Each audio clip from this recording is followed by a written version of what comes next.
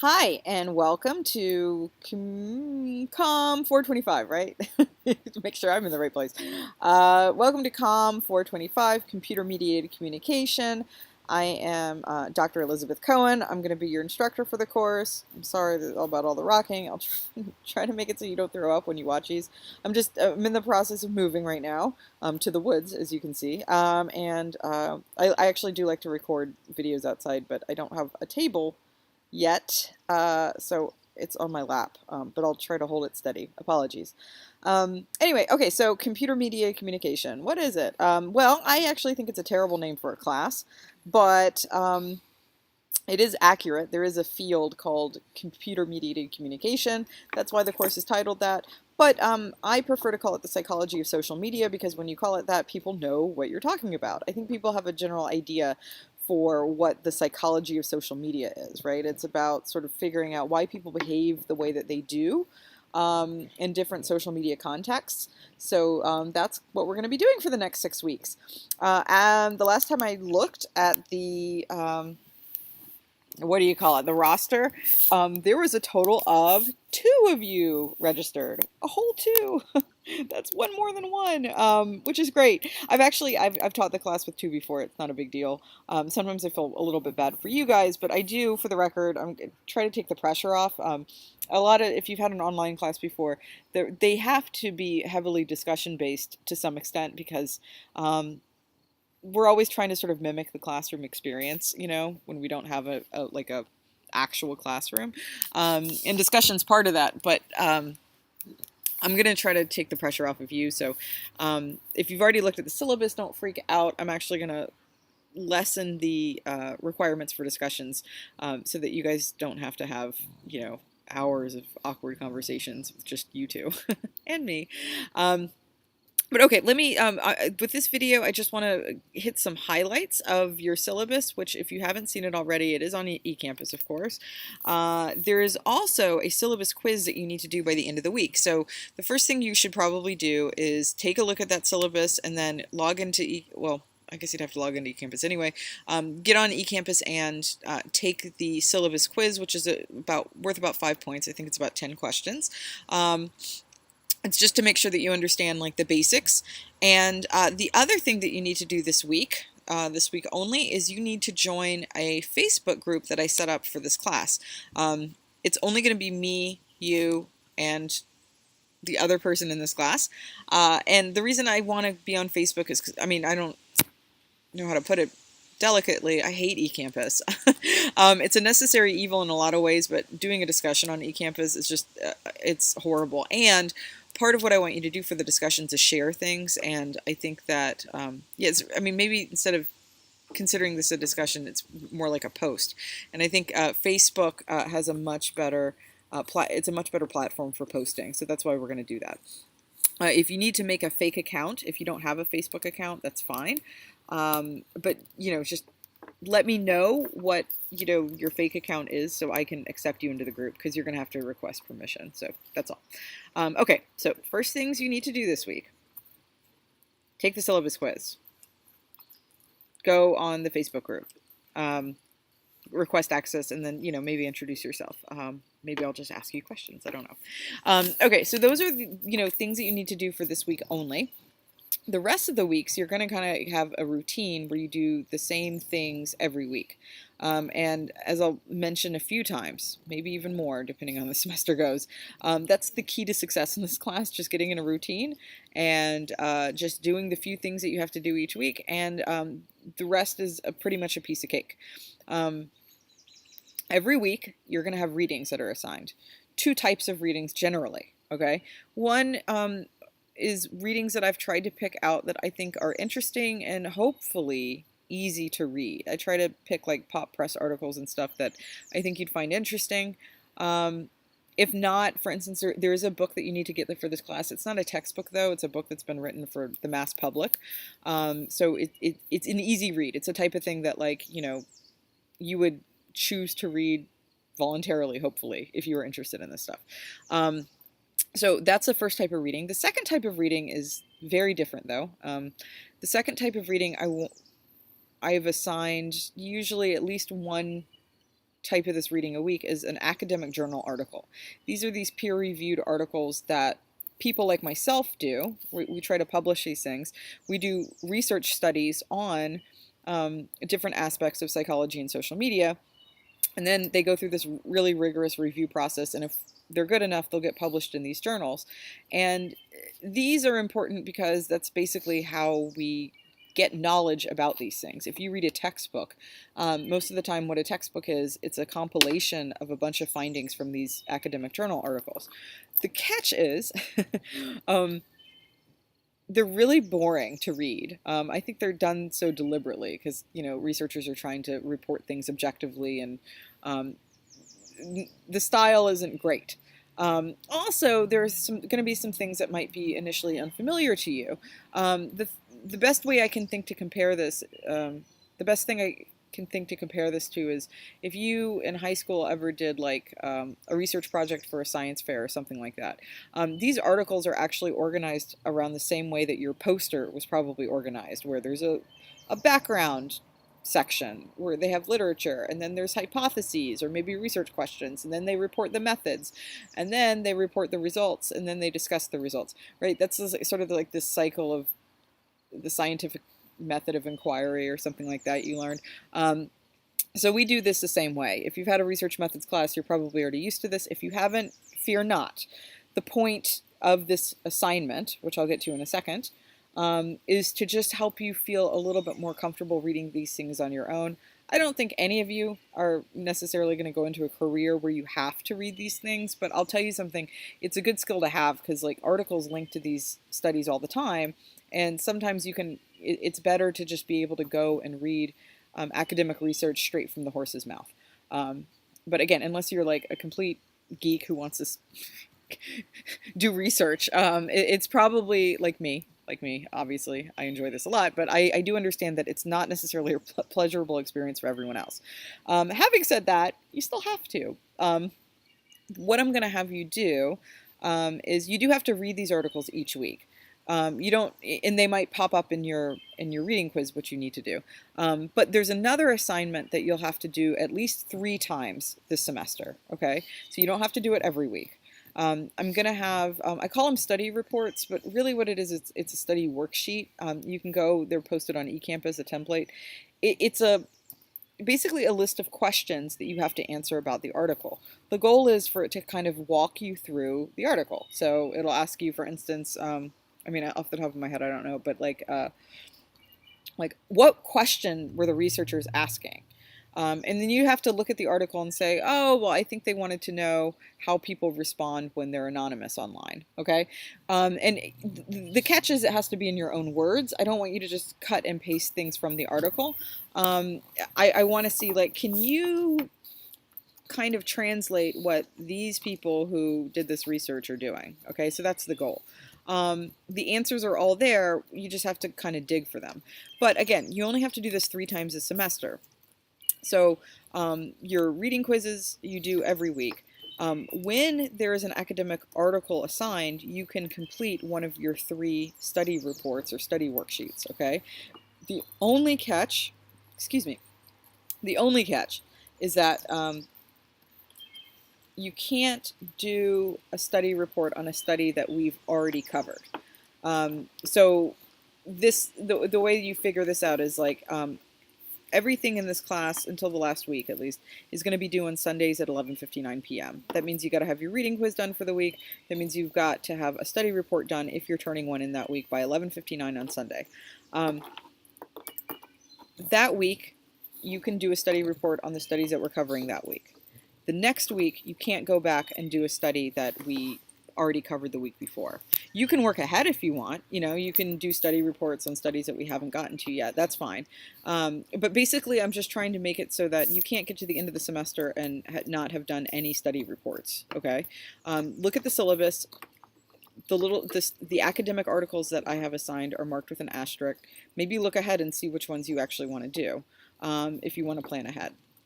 A lot of people like to get this over with soon. They just, each week do a study report, and then the next 3 weeks they don't have to do a study report. So whatever you have to do, but the bottom line is you only have to do 3. but they have to be 3 that are done that are like things that we're currently talking about. I can't figure out a good way to word this, but read the syllabus. Hopefully it'll clear up any confusion. And if not, you can ask me questions. Okay, so you got to do that. The other thing that you're going to want to do, but I wouldn't know if you did it or not, and it's not like required, is I do post these summary lectures. Unfortunately, they're a little bit like this. Oh, less wobbly though. I think all of my summary lectures, I have a table, so you don't have to worry about that. Again, you don't have to get a prescription for Dramamine before you watch one of my videos.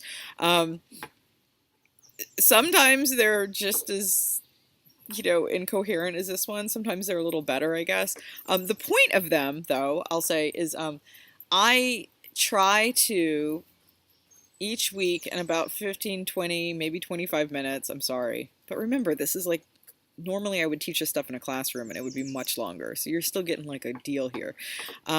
What I try to do is just hit the highlights of your readings that week. And the reason this is a really good tool for you is like, I don't know how to put this. I'm basically like handing you the answers. So like, instead of you having to wade through all the readings for your reading quizzes, I kind of like cover all the important stuff in the summary lecture, okay? So what I would recommend doing, and maybe this wouldn't work for everyone. If it was me, I'll say this. I would start off by maybe looking at the summary lecture, so that way I get an idea of like the landscape, and then I can go in and look at the readings. That's one way of doing it. That could be confusing though, because like if I reference certain things in the readings and you haven't read them yet, you might not know what I'm talking about. But the point is, you'll get the information from 2 different angles. You'll hear me say it in my weird examples and a lot of ums and terrible habits that I have. You'll have to put up with that. There's a video that like, I don't know, like my mouth and the sound wasn't syncing with my lips, and I'm just like, I think I have like a note on the YouTube video where I'm like, just turn the picture off so you don't have to look at me and you can just hear me, which I know isn't the greatest either, but it's whatever. But the point is that, if you can put up with like sort of this informal me talking to you through the camera thing, it will help you narrow down the important points of the material and hopefully make your job easier for things like the reading quiz. And ultimately, you will have a final exam in this class in the material, so it could help with that too. But like I said, it could be confusing. It might be better for if you want to read first and then have me sort of like go through and tell you of what you just read, what you need to sort of hold on to. Whatever.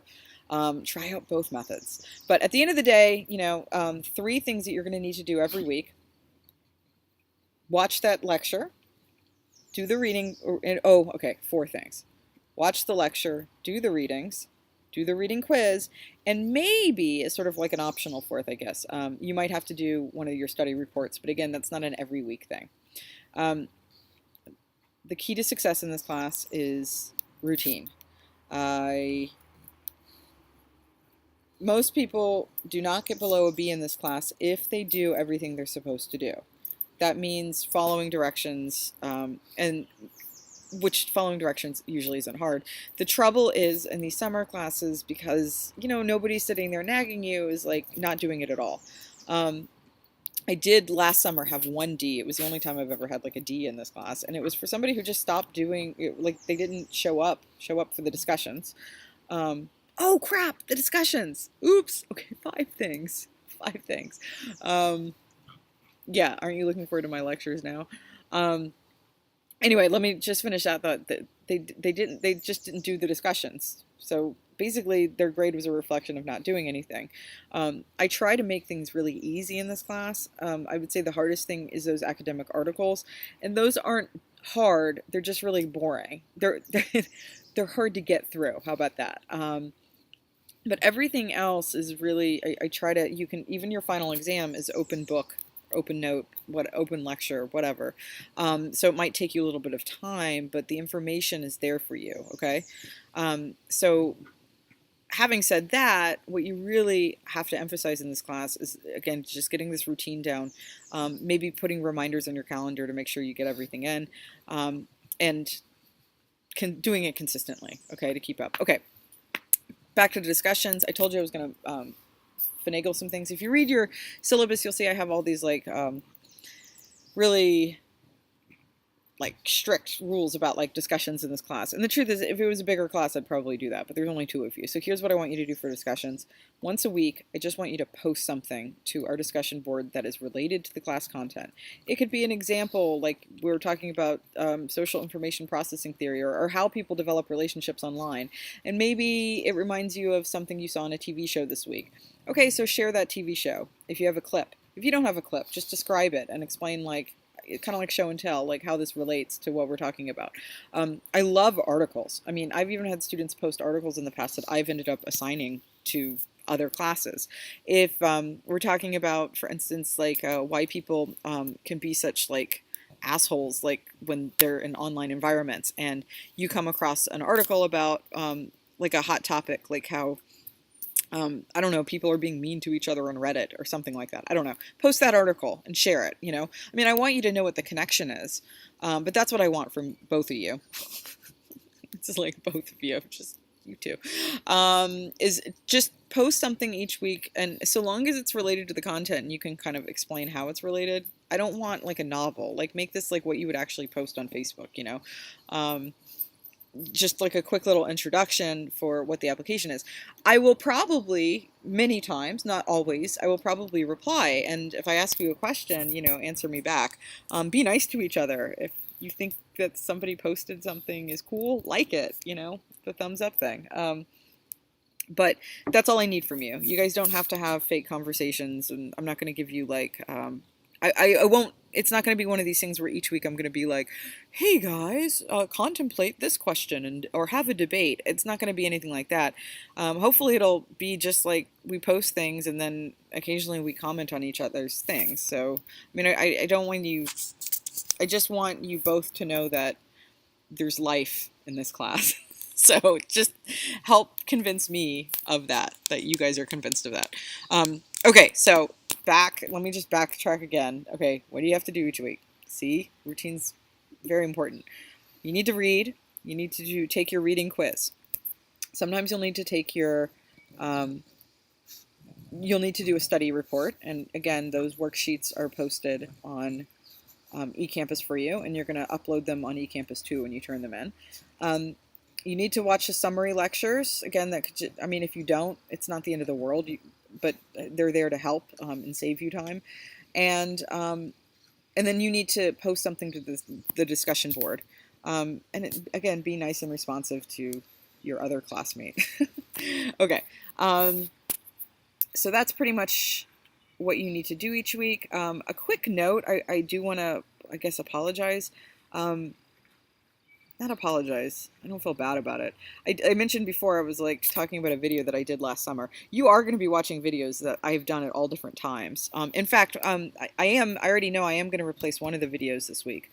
So that'll be like a video lecture that maybe next summer people will be seeing of me from the last summer.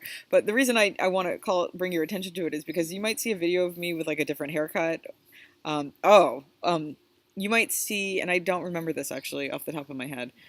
This is sad. I don't want to make you sad. But like, I had a dog and she passed away, and she may have been in one of my videos. But then, like, no joke, like I have another dog. This is, hey Fergus, here, show me your cute face. That's Fergus. Hey Fergus, he's chewing his bone. Do you know what that bone is, by the way? Do you know what this is? This is disgusting. It's called a bully stick. Oh, that's cute, a bully stick, right? Not until you know what it's made out of. It's made out of bull penises. Like they take like cow penises and then make it into a stick for the dogs. All right. TMI. Okay.